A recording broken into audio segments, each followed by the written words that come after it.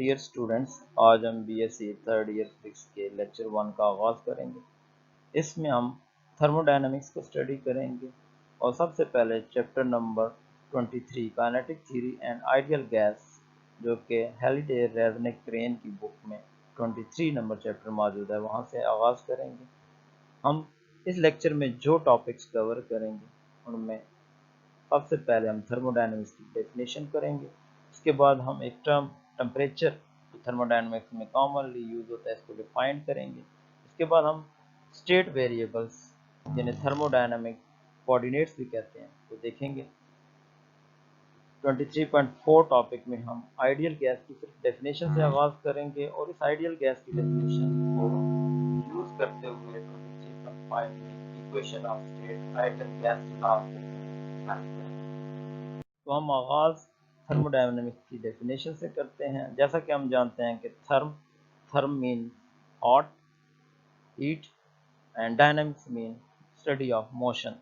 So we can define thermodynamics as conversion of heat energy into mechanical energy or vice versa. So हम thermodynamics में heat को convert कर सकते हैं mechanical energy में, या मैकेनिकल एनर्जी से हम हीट में कन्वर्जन करते हैं, इसको आप थर्मोडायनामिक्स कहते हैं। सेकंड डेफिनेशन जो कॉमनली टेम्परेचर की करते हैं, it is degree of hotness और कोल्डनेस। लेकिन हम यहाँ पे एक और डेफिनेशन लिखेंगे जिसको हम डिफाइन करते हैं टेम्परेचर को। Temperature is the physical quantity of a body which determines the direction of flow of heat. It gives us the direction of flow of heat from hot body, one body, to the other body when they are brought in thermal contact. जैसा कि हम जानते हैं कि thermodynamics macroscopic properties को deal करती है और हम तमाम बॉडीज की मोशन की एवरेज मोशन को कंसिडर करते हैं।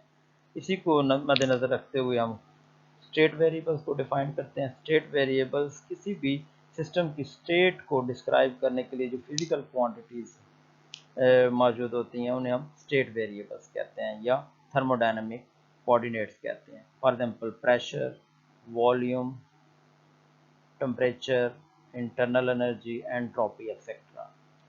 सो क्योंकि ये large number of motion of atoms and molecules of the gas consider करते हैं हम थर्मोडायनामिक्स में, हम इसलिए तब पहले हम आइडियल गैस पे यही फिजिकल लॉज अप्लाई करेंगे और वही आइडियल गैस के लॉज को बाद में हम प्रैक्टिकली रियल गैस पे अप्लाई करते हैं। इसलिए हम सबसे पहले आइडियल गैस को डिफाइन कर लेते हैं। आइडियल गैस एक ऐसी गैस है जो तमाम लॉज को, गैस लॉज को ओबे करती है तमाम टेम्परेचर्स और प्रेशर पर, हम उसे आइडियल गैस कहते हैं। और आइडियल गैस में मॉलिक्यूल्स और एटम्स की जो एनर्जी होती है वो सिर्फ काइनेटिक एनर्जी होती है, उनकी पोटेंशियल एनर्जी हम कंसिडर नहीं करते, पोटेंशियल एनर्जी जीरो कंसिडर की जाती है। इन बेसिक डेफिनेशन को ध्यान में रखते हुए और कुछ लॉज की मदद से हम एक इक्वेशन ऑफ स्टेट, जिसे हम आइडियल गैस लॉ कहते हैं, को ड्राइव करेंगे। हम एक कंटेनर या सिलेंडर कंसिडर करते हैं जिसमें हम कहते हैं कि आइडियल गैस मौजूद है। किसी भी वॉल्यूम, प्रेशर और टेम्परेचर, हम जानते हैं अकॉर्डिंग टू बॉयज लॉ जो वॉल्यूम और प्रेशर हैं वो एक दूसरे के साथ इनवर्सली प्रोपोर्शनल है। जितना ज़्यादा वॉल्यूम कम करते जाएंगे उतना प्रेशर ज़्यादा होता चला जाएगा। This is called boys law. इसी तरह हम चार्ल्स लॉ की मदद से इक्वेशन को लिख सकते हैं कि जो किसी भी गैस का जो वॉल्यूम है, वॉल्यूम V, वो टेम्परेचर के ऊपर डायरेक्टली प्रोपोर्शनल होता है अगर प्रेशर को हम कांस्टेंट रखें। तो वॉल्यूम और टेम्परेचर एक दूसरे के साथ directly proportional, this is called Charles law. एक और लॉ जो हम केमिस्ट्री में पढ़ते हैं, गे-लुसिक लॉ। इस लॉ के मुताबिक जो वॉल्यूम ऑफ द गैस होता है वो डायरेक्टली प्रोपोर्शनल होता है number of molecules present there if pressure and temperature both are kept constant. So this is Gay-Lussac law.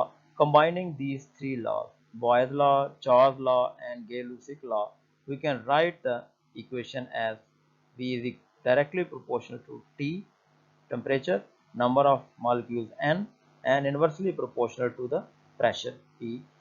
So here proportionality constant is called Kb, and it is called Boltzmann constant. Its value is 1.38066 into 10 to the minus 23 joules per Kelvin. So we write constant as Kb. This equation Pb is equal to Kb Nt is known as one form of ideal gas law. Now this ideal gas law can be written in terms of another form if we replace this N with number of moles, and we know that the relation between number of moles and the number of molecules is given as n is equal to n small n and Na. This n is called Avogadro's number, and we know the value of Avogadro number. Using the value of this n in ideal gas law, we get Pv is equal to Kb Na T, and combining these two constants Kb and Na, these two can be written as R, and R is known as real gas constant. Its value is given as 8.3145 joule per mole per Kelvin. So this is another form of ideal gas law, and these two equation Pv is equal to nkt and Pv is equal to nRT are known as ideal gas equation or ideal gas law.